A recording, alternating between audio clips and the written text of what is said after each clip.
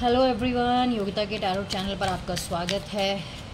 ज़िंदगी बहुत बेचैन रहती है जब ऊपर वाला किसी ऐसे इंसान से मिलवा देता है, जब हम लोग ना तो उससे कुछ कह पाते हैं और ना ही कुछ कर पाते हैं, क्योंकि वो हमें एक्सप्लेनेशन ही नहीं देता या हमसे कुछ बोलता ही नहीं कि उसके दिल में हमारे लिए फीलिंग्स क्या हैं। हमें पता है कि वो हमें चाहता है, उसकी हरकतें, उसके जेस्चर हमें बताता है कि वो हमसे प्यार करता है। उसका बार बार मिलना, हमारी ज़िंदगी से आना जाना, ये खुद से तो नहीं हो रहा या हम तो नहीं कर रहे। कुछ तो डेस्टिनी में हमारे लिखा है ना कि जो हमें बार बार उस इंसान के पास पहुंचा देती है, उस इंसान की चौखट पे जाके खड़ा कर देती है।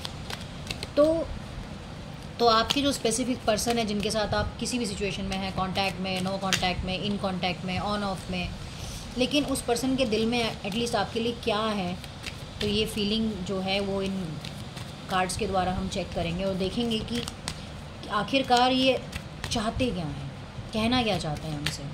ठीक है, सबसे फर्स्ट कार्ड ही है, हमसे कहना चाहता है कि I left you before you could leave me.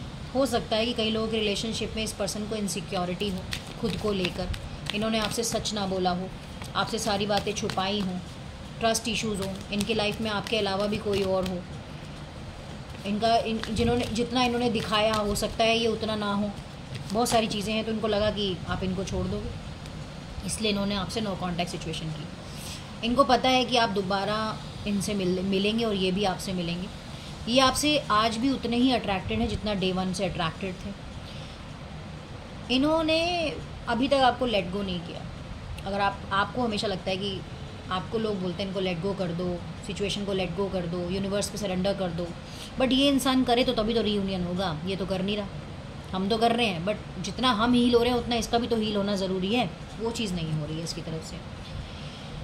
इनको लगता है कि शायद ये थोड़े से अलग होते हैं, इतना समाज, सोसाइटी, इस दुनिया के बारे में नहीं सोचते, है ना। आपके बारे में सोचते, आपके साथ खड़े हो पाते, आपके लिए डिसीज़न ले पाते, फैमिली के बारे में इतना ना सोचते। ये सब दिमाग में चीज़ें इनके चलती रहती हैं। इनको एडिक्शन है आपका।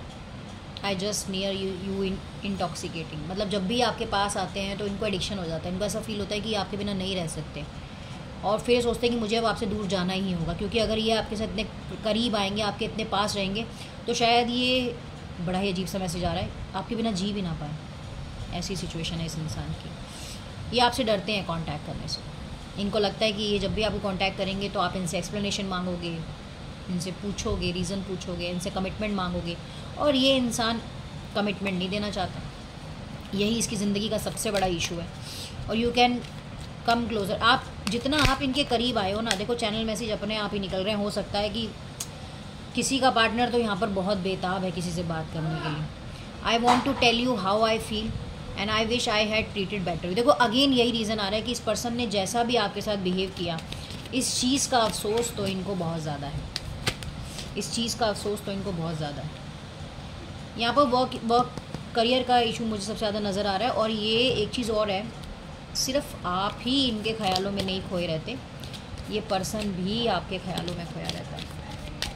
वाओ, क्या बात है। देख लेते हैं और क्या है। आने वाले समय में ना मुझे ऐसा लग रहा है कि बहुत जल्दी ये पर्सन आपको अपने दिल की फीलिंग एक्सप्रेस करेगा। मुझे लग रहा है ये सितंबर मंथ में ना बहुत लोगों के पार्टनर जो हैं उनको अपने दिल की फीलिंग एक्सप्रेस कर सकते हैं। यस, करेंगे ही करेंगे। क्योंकि ये ना आपके बिना, आपके बारे में सोचे बिना नहीं रह पा रहे। इनको आपसे दूर नहीं रहा जा रहा भाई, ये बात तो आप मान के चलो। ठीक है, क्या बोलूँ मैं अब मैं क्या ही बोलूँ, है ना। मेरी मम्मी भड़क रही है मम्मी मेरी सिस्टर को बोल रही है कि इन बच्चों का क्या होगा। I know I distraction from your pain. इनको पता है कि आपसे दूरी बनाकर, इन्होंने आपसे जो दूरी बनाई है